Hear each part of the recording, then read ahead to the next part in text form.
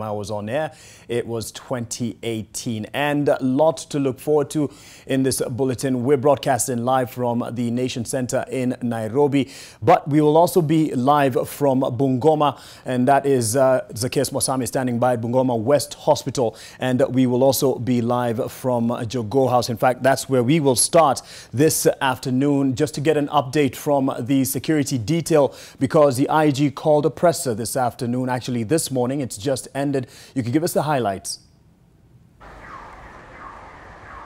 You're right, Mark. He did actually call for that press conference, and he was accompanied by the DCI, George Kinoti, as well as the police service spokesperson, Charles Owino, and 8 other regional commanders. Now, he was announcing their names today.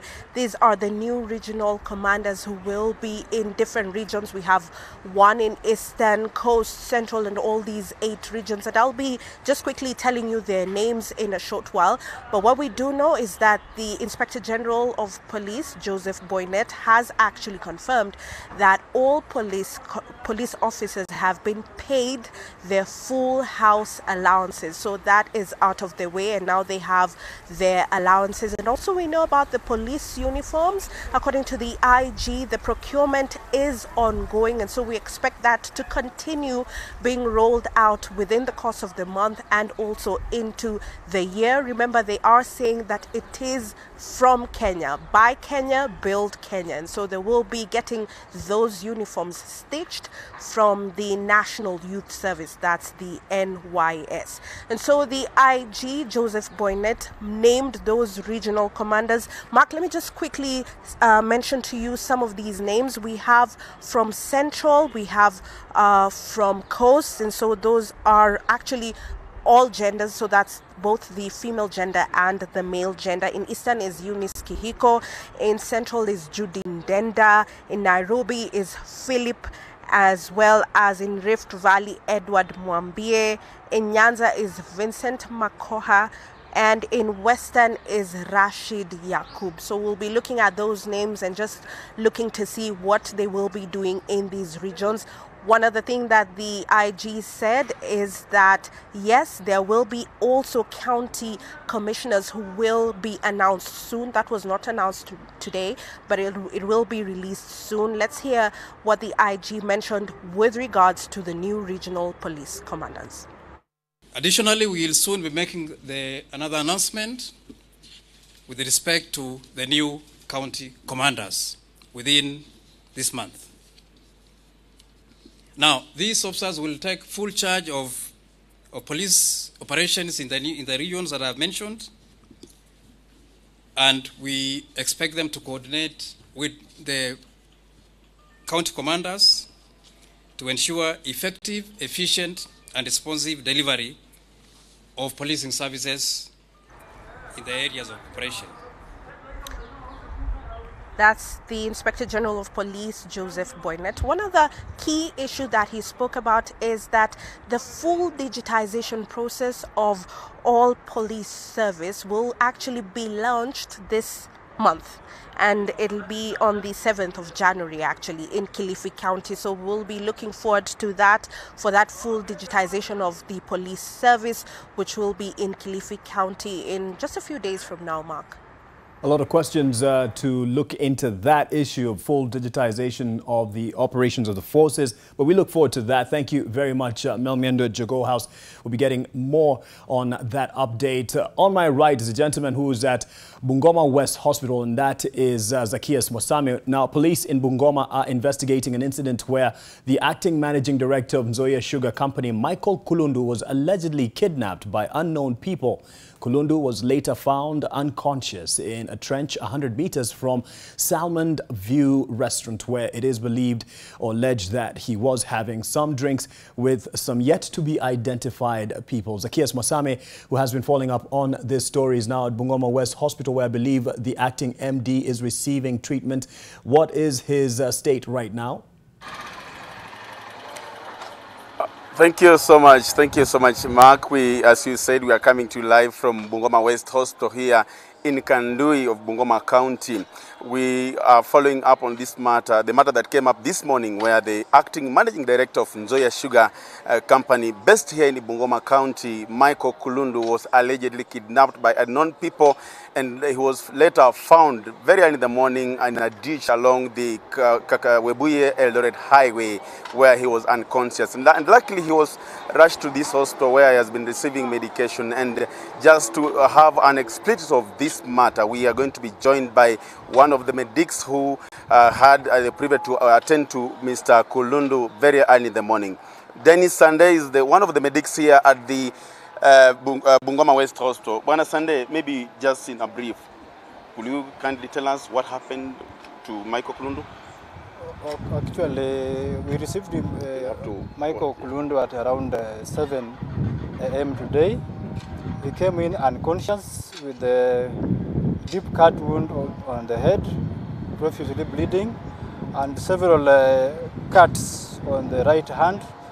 He also had injuries on the stomach and pelvis region. We managed to stabilize him, stop the bleeding, put him on fluids, did serial of investigation, and actually managed to stabilize him and referred him for further management in a higher facility. That is it, Mark, as you can hear from the medic who took care of Michael Kulundu in the morning. He says that he came with some cuts. That's an indication that he might have been attacked by those unknown people who are still on the run. And the police in Bungoma are saying that they have already launched investigation into this matter. Remember that Michael Kulundu is said that he could have complained some few days later of his life being in danger, and that matter is being followed. He has already been transferred to another facility for further medication. Just because of the security matters, we will not be disclosing that location because the family has requested that that one to remain just between the family and this facility here.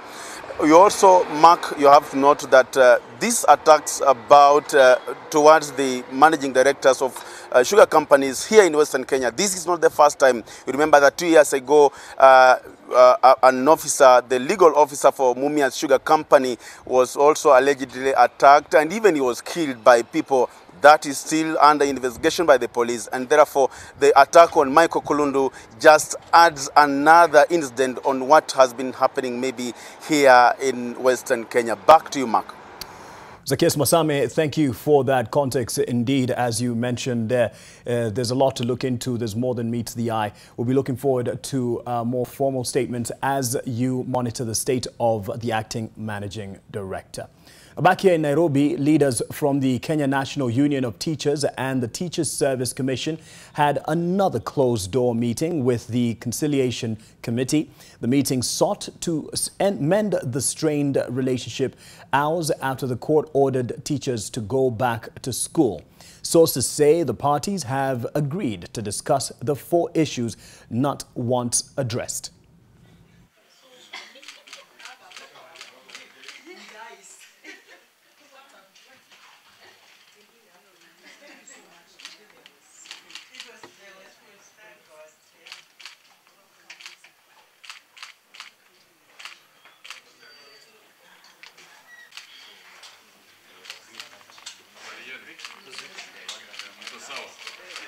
You can see we are smiling. Tunaomba tuongee na wewe. Happy New Year. Tuongee kidogo. I don't know why Sosion was waving. We just wanted a comment on the latest. But at least we know that schools have opened. That is, primary schools across the country have opened, given this latest strike notice. And you know what happened from the courts ordering the teachers to go back to school. And that's what parents have been concerned about. And we'll be getting a spot check from around the country on the first day of class for many students. Now, and it is back to school season, and many are looking forward to getting back to class. However, it is not a guarantee for all that they will be in class, even though they may be looking forward to it. Various students who, despite having expelled in KCPE and having received admission letters, are not sure they will be in class anytime soon. Namanjalala slums in Kwanza constituency. Home to 14-year-old Charles Opili, his single mom and 4 siblings. Charles Opili is still the talk of this locality after his great performance in last year's KCPE exams. Nilisomea St. John's, nikapata alama 394 na nataka kuwa engineer. He has been called to Chewayet High School in West Pokot County, and according to his admission documents, Opili is expected to pay 75,000 shillings before being admitted. Sasa kufikia sasa sina chochote. Imebidi nitafute wahisani wote ambaye atajitokeza akaweze kuchukua huo mzigo, maana niko kwa rental na sina uwezo wa kujimudu. Tukisema kwamba elimu ni bure, heri iwe ni bure. Kiwango kwamba hata wale ambao watoto ambao wanatoka katika familia maskini waweze kufadhiliwa kwa njia hata ya kupewa uniforms ama yale yote ambayo inahitajika wao endelee na masomo yao. In Turkana County, there are similar stories. 14-year-old Praxidis Makungu topped Lodwar Girls Primary School, scoring 392 marks. She has, however, missed out on any scholarship to join St. Bridget's Girls High School in Kiminini, Kitale, where she has been called. Wali promise wasichana ukipata 350 and above unachukuliwa, lakini tumetia bidii na hatujasaidika. Shadrach Ekitela, 16 years old, did his KCPE at Korinyang Primary in Katilu, Turkana South, scoring 372 marks. He lives with his mother, who hawks vegetables from house to house in Lodwar. Nimejaribu foundation hizi zingine, lakini zote sikuzipata. Sasa imebaki hii tu peke yake, na ningependa kama kuna mwenye anaweza nisaidia, nisaidike niende shuleni. 16-year-old Emily Engolan scored 356 marks at Lodwar Girls Primary School and has been called to Turkana Girls High School. She stays with a sickly mother, who is a casual laborer. Nina imani kuwa nikiweza kwenda kwa shule nitaweza kufanya vizuri ili nitimize ndoto yangu ya kuwa mwanajeshi katika nchi yetu ya Kenya, ili nikuje niweze kusaidia nchi yetu kutokana na shambulizi ambayo tunaweza kupata magaidi hapa hivi Kenya. Mark Masai, NTV. Any help that can be put forward for these young, ambitious scholars will be appreciated. You can get in touch with us, and we will definitely put you in touch with their guardians. Now, after much back and forth, today is back to school, as mentioned earlier, and pupils and students have been making their way to school, some traveling long distances. Operations at most schools and some bus stations are largely normal. At some places, such as Tirum in Nairobi's Central Business District, there have been some business operations and movement. Schools have opened with no reports of issues or lack of normalcy.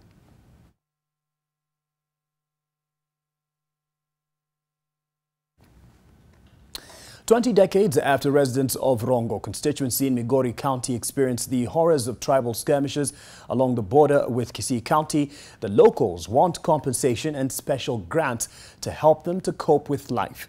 A number of them lost limbs and were left with injuries that affected their mobility. Lush green and tranquil is this area of Rongo County. But it's taken over 2 decades for peace to prevail here. Before peace, there was war. The periodic wars were between the Luos and Kisis who lived along the border of Rongo in Migori County and South Mugirango in Kisii County. The Chinkororo of the Kisii side and the Kitunja youth in Rongo sub-county were used to stir up storms of trouble. Kaa na vijana wadogo tunasema hatuwezi toroka, hizi vitu zetu zisiende. Ng'ombe, vitu za nyumba nini, ile tuliamua kulinda hizo vitu. Kumbe wazee wetu walikuwa na force kubwa kutushinda. Walituvamia usiku, mambo ikaisha asubuhi kuamuka, wakakuja mapema. Ilikuwa ni wakati wa mvua kama hizi sasa hivi. Walifika tena wakaweka nikatupa vitu zangu, tukaanza kung'ang'ania panga ikanikata, nikagongwa kichwa, nikaona hii ni kama kifo. Tiberius lost his fingers, and this changed how he managed to put food on the table since the clashes in 1997. As a result of the clashes, many people, both Kisii side and Luo side, lost life. They lost property. Houses were burnt. and even some animals were either butchered by the people, the annoyed youths, or were butchered by thieves. Some suffered spinal injuries on their back which weakened their movements. Others lost their toes after being shot at. Nafanya hii sifanya vile nilikuwa nafanya. Sasa hii mkono hata kama panga kufieka, unajua hii mkono yenye kuna nguvu ni ya katikati na ingine. Sasa itanibidi tu nijikaze kama mwanamume nikikaa siwezi jisaidia. I know that most of them are not able to do their normal physical work in their sambas. I know some are not even able to walk more than 2 kilometers away from their homes, but they are living in those miserable life. Peace is not taken for granted now at this border. Cohesion and unity rules. As calm clouds the horrors of the past, the victims of the skirmishes are looking forward for assistance and compensation from the government to help them draw a future. Eunice Omolo, NTV. Appeals and concerns there with the community along the Migori and Kisii border points after 20 years of conflict. I should have said earlier, not 20 decades. Now, Kirinyaga members of the County Assembly have expressed displeasure with the Kirinyaga County Governor, Anne Migori, for slashing the bursary funds from 70 million shillings to 50 million shillings. The County Assembly had already passed 70 million shillings for the bursary, money they say is not enough. They're demanding for the retention of the earlier agreed amount. Tulipitisha budget mwezi wa 6, sasa tuko mwezi wa 10 mwezi wa Januari, ni miezi 6 sasa imeisha, na kuambiwa na serikali ya kwamba hakuna pesa ya kutosha. Tunataka kuelezwa kuanzia June mpaka sasa pesa imeenda wapi, na hakuna project tumeona ikiwa implemented ya mwaka wa 2018-2019 iwe ya kwamba pesa ya basari imekosa. Kama Assembly ya Kirinyaga tunasimama kindete kusema watu wapatiwe pesa ile tulipitisha budget ya basari 70 million. Hiyo ni kusema kila watu ipatiwe 3.5 million ili watu waende shule wakasome. The tough economic times of 2018 are still showing. Britam Holdings will record a decreased profit of at least 25% for the year compared to 2017. In its profit warning announcement, the firm has attributed the reduced returns to the performance of the stock market, which led to reduced returns from the firm's investments and challenging operating environment, which it says adversely affected the business. Britam's board says it has undertaken a midterm strategy review aimed at improving customer experience and operational efficiencies.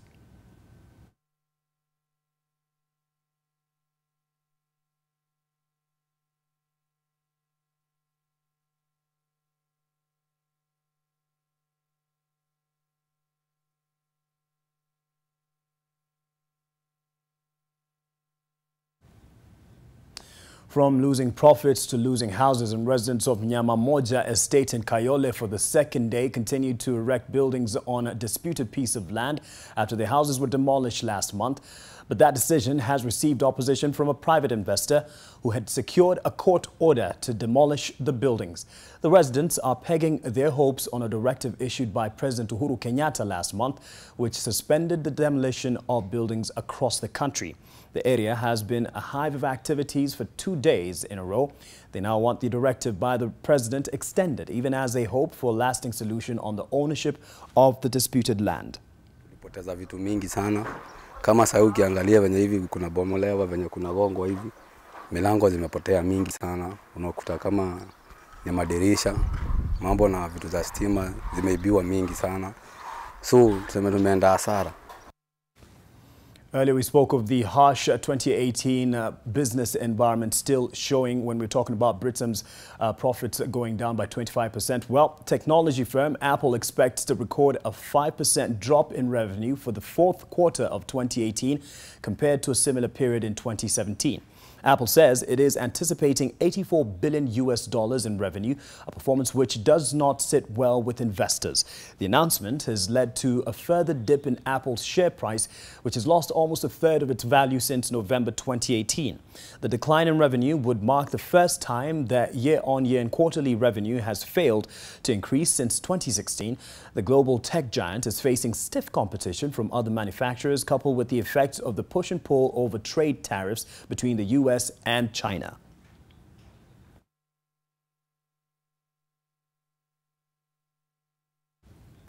From business, let's talk sports with Warode Kiro.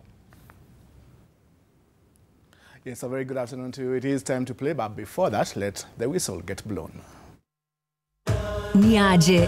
Want to invest in a biashara that will take your hustle to the...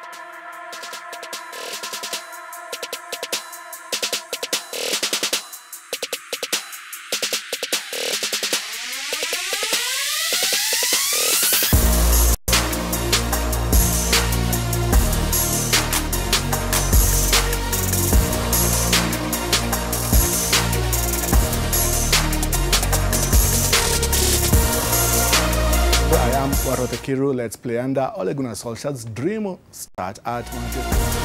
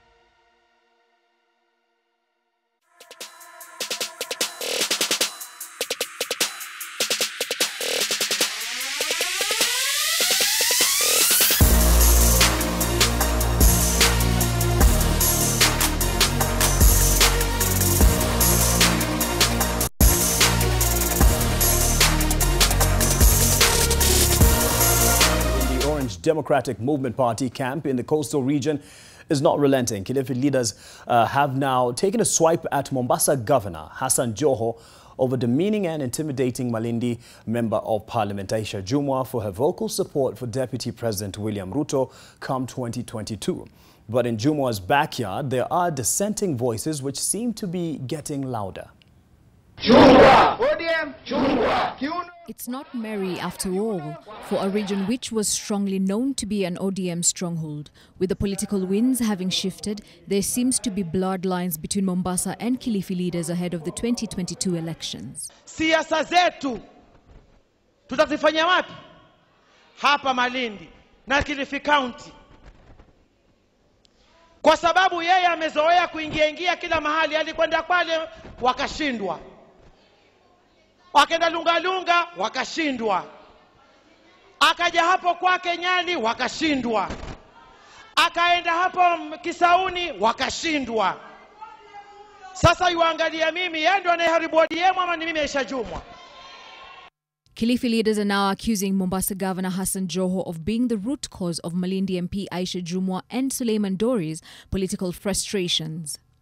Jumwa cites intimidation from the party. Niko na contract na chama cha ODM.